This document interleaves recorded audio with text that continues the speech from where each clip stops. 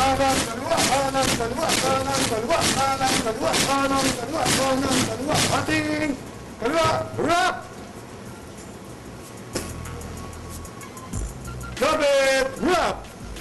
Teka na, tama na itong kalokohan na to. Di nga nakakatuwa. Pinagkatawanan mo ba ako? O pinagkatawanan mo yung aking tiyan? Hindi ko. Siya talaga. Investigahan na lang po natin ang natitira sa mga promises ni Pinoy. Ayos ah. Promise number 2. Watch this. Maganda pa rito ang 5.2 million na pinakamahirap na kabahayang tinukoy ng National Household Targeting System, buong buo at walang bayad na makikinabang sa benepisyo ng PhilHealth. 5.2 million na walang bayad na makikinabang sa benepisyo ng PhilHealth. Magagamit ba natin pako at martilyo? O ilang. Hindi mo naman napapako yan eh. Itabi mo muna yan. Ano ba sa tingin mo, PR lang? Well, ayun sa balitang nabasa ko. Kanina-kanina lang. Mukhang okay naman. Ano ba kung okay? Sabi kasi sa Department of Health, Secretary Enrique Ona, may sumutotal na 5.2 million ang mahihirap na pamilya. Nag-enroll sa PhilHealth. Bakit in character pa rin tayo? Talaga? 5.2 million na pamilya ang naka-enroll sa PhilHealth? Oo nga. At lahat sila pasok sa no balance billing policy ng gobyerno.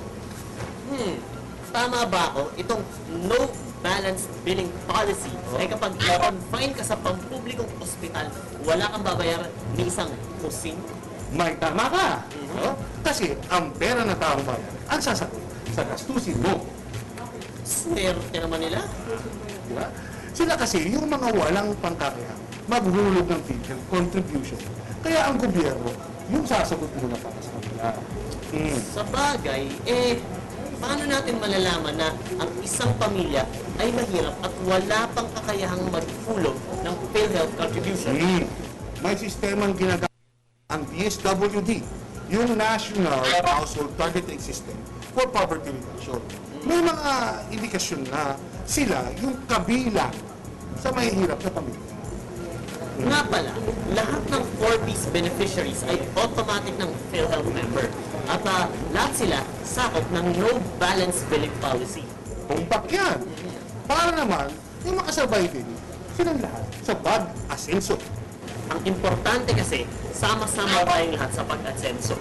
Walang naiiwan, mayaman man o mahirap, guwapo man o hindi kagwapuhan.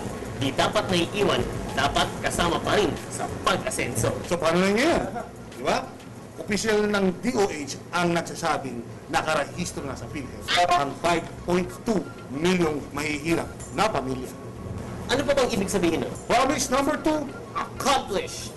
Yan ang pangakong hindi napapako. ang pangakong hindi napapako. Ha, ngayon,